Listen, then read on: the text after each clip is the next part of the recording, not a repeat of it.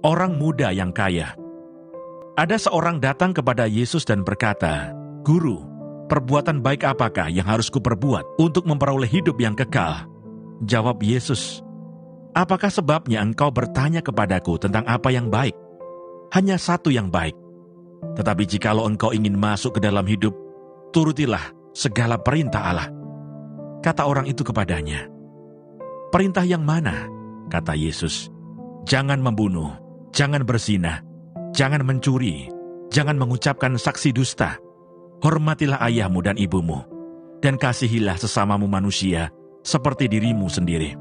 Kata orang muda itu kepadanya, "Semuanya itu telah kuturuti, apalagi yang masih kurang?"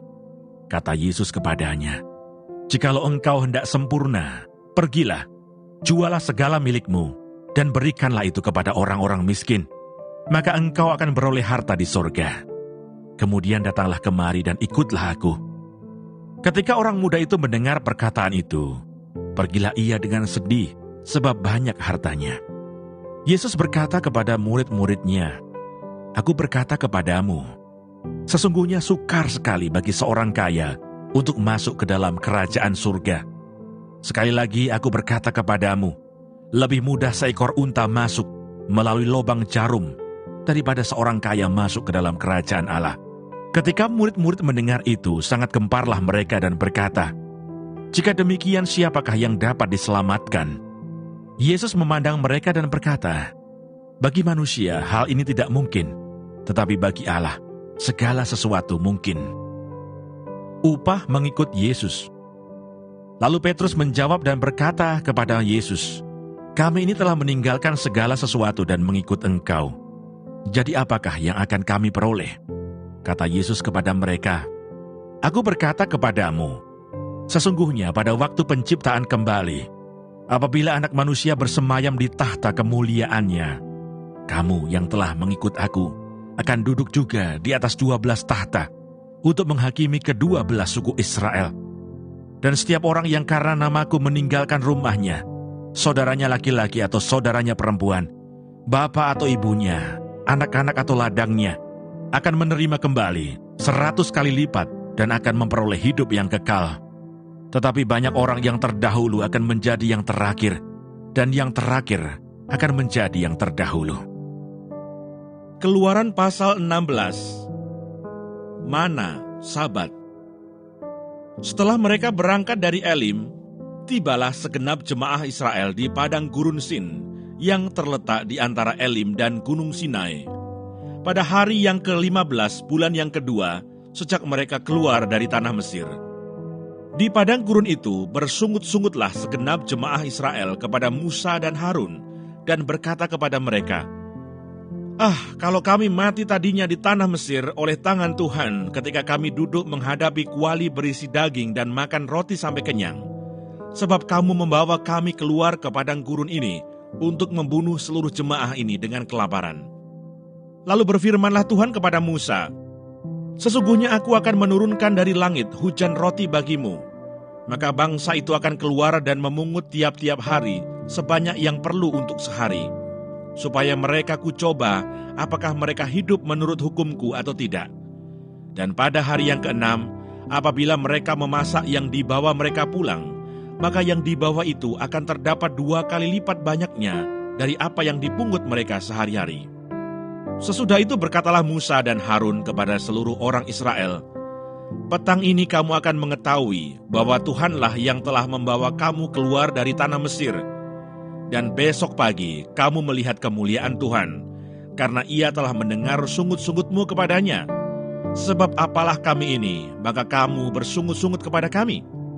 Lagi kata Musa, "Jika memang Tuhan yang memberi kamu makan daging pada waktu petang, dan makan roti sampai kenyang pada waktu pagi, karena Tuhan telah mendengar sungut-sungutmu yang kamu sungut-sungutkan kepadanya, apalah kami ini?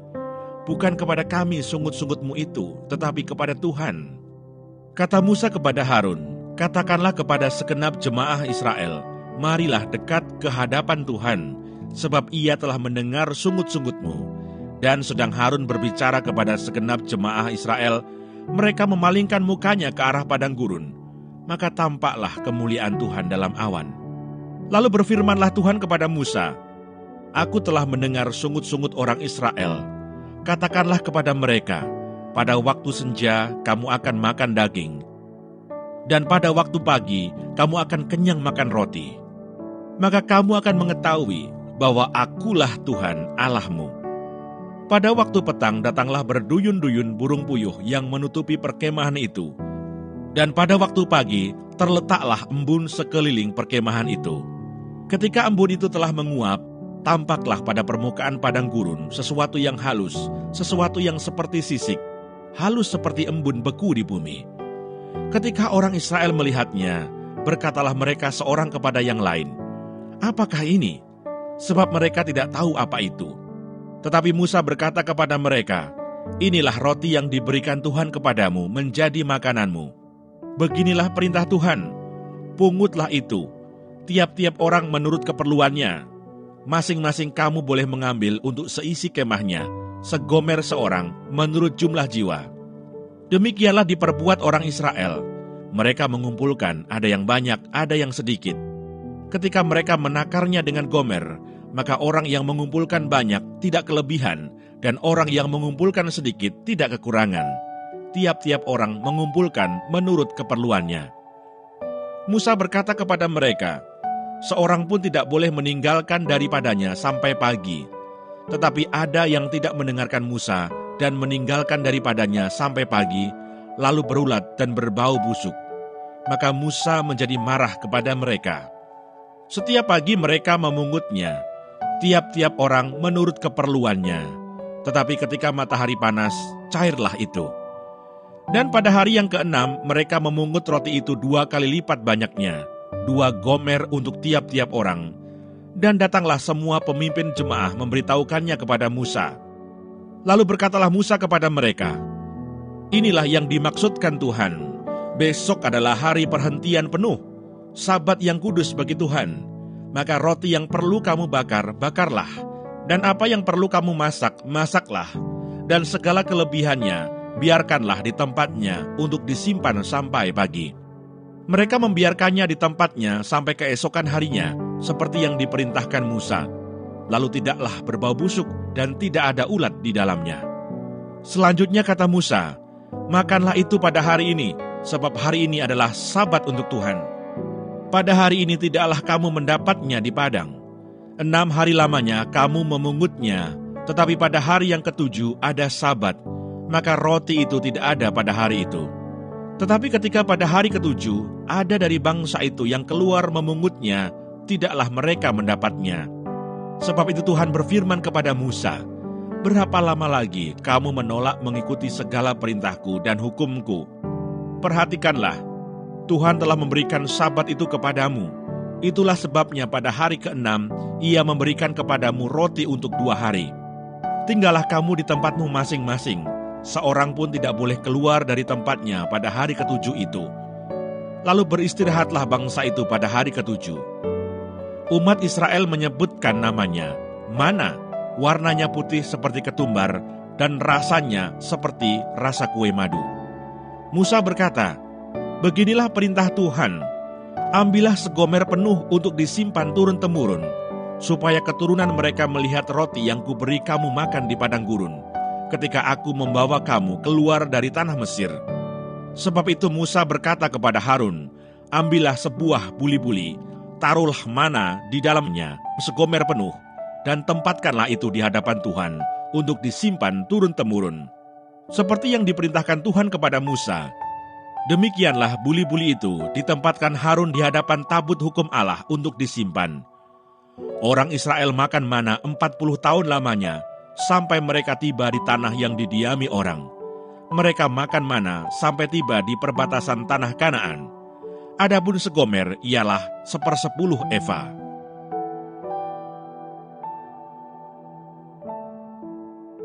Keluaran pasal 17. Di Masa dan di Meriba. Kemudian berangkatlah segenap jemaah Israel dari padang gurun Sin, berjalan dari tempat persinggahan ke tempat persinggahan sesuai dengan titah Tuhan. Lalu berkemahlah mereka di Rafidim, tetapi di sana tidak ada air untuk diminum bangsa itu. Jadi mulailah mereka itu bertengkar dengan Musa. Kata mereka, "Berikanlah air kepada kami, supaya kami dapat minum." Tetapi Musa berkata kepada mereka, "Mengapakah kamu bertengkar dengan aku? Mengapakah kamu mencobai Tuhan?" Hauslah bangsa itu akan air di sana. Bersungut-sungutlah bangsa itu kepada Musa dan berkata, "Mengapa pula engkau memimpin kami keluar dari Mesir untuk membunuh kami, anak-anak kami, dan ternak kami dengan kehausan?" Lalu berseru-serulah Musa kepada Tuhan, katanya, "Apakah yang akan kulakukan kepada bangsa ini? Sebentar lagi mereka akan melempari aku dengan batu." Berfirmanlah Tuhan kepada Musa, "Berjalanlah di depan bangsa itu, dan bawalah beserta engkau beberapa orang dari antara para tua-tua Israel. Bawalah juga di tanganmu tongkatmu yang kau pakai memukul sungai Nil dan pergilah. Maka aku akan berdiri di sana, di depanmu, di atas gunung batu di Horeb. Haruslah kau pukul gunung batu itu, dan dari dalamnya akan keluar air, sehingga bangsa itu dapat minum." Demikianlah diperbuat Musa di depan mata tua-tua Israel. Dinamailah tempat itu Masa dan Meriba, oleh karena orang Israel telah bertengkar, dan oleh karena mereka telah mencobai Tuhan dengan mengatakan, "Adakah Tuhan di tengah-tengah kita atau tidak?" Kemenangan orang Israel melawan orang Amalek. Lalu datanglah orang Amalek dan berperang melawan orang Israel di Rafidim. Musa berkata kepada Yosua, "Pilihlah orang-orang bagi kita, lalu keluarlah berperang melawan orang Amalek.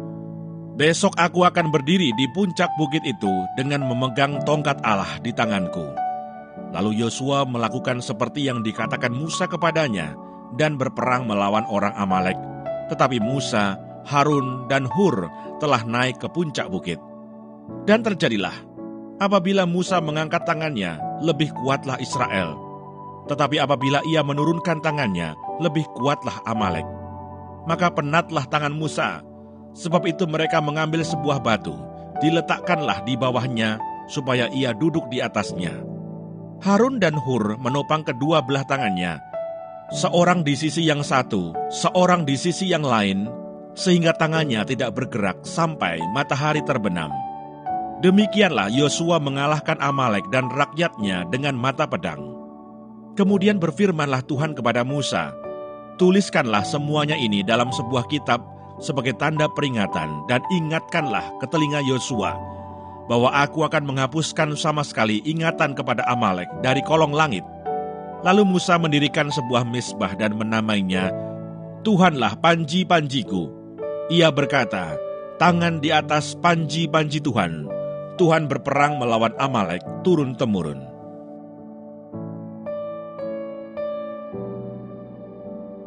Keluaran pasal 18. Yitro mengunjungi Musa. Kedengaranlah kepada Yitro, imam di Midian, mertua Musa, segala yang dilakukan Allah kepada Musa dan kepada Israel umatnya, yakni bahwa Tuhan telah membawa orang Israel keluar dari Mesir. Lalu Yitro, mertua Musa, membawa serta Sipora, istri Musa, yang dahulu disuruh Musa pulang, dan kedua anak laki-laki Sipora, yang seorang bernama Gersom, sebab kata Musa, "Aku telah menjadi seorang pendatang di negeri asing." Dan yang seorang lagi bernama Eliezer, sebab katanya, "Allah Bapakku adalah penolongku, dan telah menyelamatkan aku dari pedang Firaun." Ketika Yitro, mertua Musa, beserta anak-anak dan istri Musa, sampai kepadanya di padang gurun, tempat ia berkemah dekat gunung Allah, disuruhnyalah mengatakan kepada Musa, "Aku mertuamu Yitro, datang kepadamu, membawa istrimu beserta kedua anaknya." Lalu keluarlah Musa menyongsong mertuanya itu. Sujudlah ia kepadanya dan menciumnya. Mereka menanyakan keselamatan masing-masing, lalu masuk ke dalam kemah.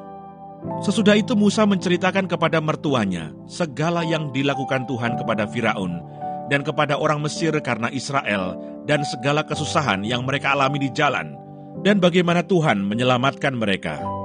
Bersukacitalah Yitro tentang segala kebaikan yang dilakukan Tuhan kepada orang Israel, bahwa ia telah menyelamatkan mereka dari tangan orang Mesir. Lalu kata Yitro, "Terpujilah Tuhan yang telah menyelamatkan kamu dari tangan orang Mesir dan dari tangan Firaun. Sekarang aku tahu bahwa Tuhan lebih besar dari segala Allah, sebab Ia telah menyelamatkan bangsa ini dari tangan orang Mesir, karena memang orang-orang ini telah bertindak angkuh terhadap mereka. Dan Yitro, mertua Musa, mempersembahkan korban bakaran dan beberapa korban sembelihan bagi Allah. Lalu Harun dan semua tua-tua Israel datang untuk makan bersama-sama dengan mertua Musa di hadapan Allah. Pengangkatan hakim-hakim. Keesokan harinya, duduklah Musa mengadili di antara bangsa itu, dan bangsa itu berdiri di depan Musa dari pagi sampai petang. Ketika mertua Musa melihat segala yang dilakukannya kepada bangsa itu, berkatalah ia, "Apakah ini yang kau lakukan kepada bangsa itu? Mengapakah engkau seorang diri saja yang duduk, sedang seluruh bangsa itu berdiri di depanmu dari pagi sampai petang?"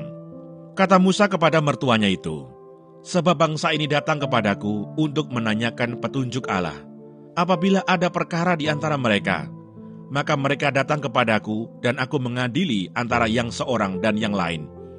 Lagi pula aku memberitahukan kepada mereka ketetapan-ketetapan dan keputusan-keputusan Allah." Tetapi mertua Musa menjawabnya, "Tidak baik seperti yang kau lakukan itu. Engkau akan menjadi sangat lelah, baik engkau, baik bangsa yang beserta engkau ini. Sebab pekerjaan ini terlalu berat bagimu, takkan sanggup engkau melakukannya seorang diri saja. Jadi sekarang dengarkanlah perkataanku. Aku akan memberi nasihat kepadamu, dan Allah akan menyertai engkau. Adapun engkau, wakililah bangsa itu di hadapan Allah, dan kau hadapkanlah perkara-perkara mereka kepada Allah. Kemudian haruslah engkau mengajarkan kepada mereka ketetapan-ketetapan dan keputusan-keputusan, dan memberitahukan kepada mereka jalan yang harus dijalani dan pekerjaan yang harus dilakukan. Di samping itu, kau carilah dari seluruh bangsa itu orang-orang yang cakap dan takut akan Allah, orang-orang yang dapat dipercaya dan yang benci kepada pengejaran suap. Tempatkanlah mereka di antara bangsa itu menjadi pemimpin 1.000 orang, pemimpin 100 orang, pemimpin 50 orang, dan pemimpin 10 orang. Dan sewaktu-waktu mereka harus mengadili di antara bangsa, maka segala perkara yang besar haruslah dihadapkan mereka kepadamu, tetapi segala perkara yang kecil diadili mereka sendiri. Dengan demikian mereka meringankan pekerjaanmu, dan mereka bersama-sama dengan engkau turut menanggungnya. Jika engkau berbuat demikian, dan Allah memerintahkan hal itu kepadamu, maka engkau akan sanggup menahannya, dan seluruh bangsa ini akan pulang dengan puas, senang ke tempatnya." Musa mendengarkan perkataan mertuanya itu, dan dilakukannya lah segala yang dikatakannya. Dari seluruh orang Israel, Musa memilih orang-orang cakap dan mengangkat mereka menjadi kepala atas bangsa itu, menjadi pemimpin 1.000 orang, pemimpin 100 orang, pemimpin 50 orang, dan pemimpin 10 orang. Mereka ini mengadili di antara bangsa itu sewaktu-waktu. Perkara-perkara yang sukar dihadapkan mereka kepada Musa, tetapi perkara-perkara yang kecil diadili mereka sendiri. Kemudian Musa membiarkan mertuanya itu pergi, dan ia pulang ke negerinya. Demikianlah pembacaan firman Tuhan hari ini. Tuhan Yesus memberkati.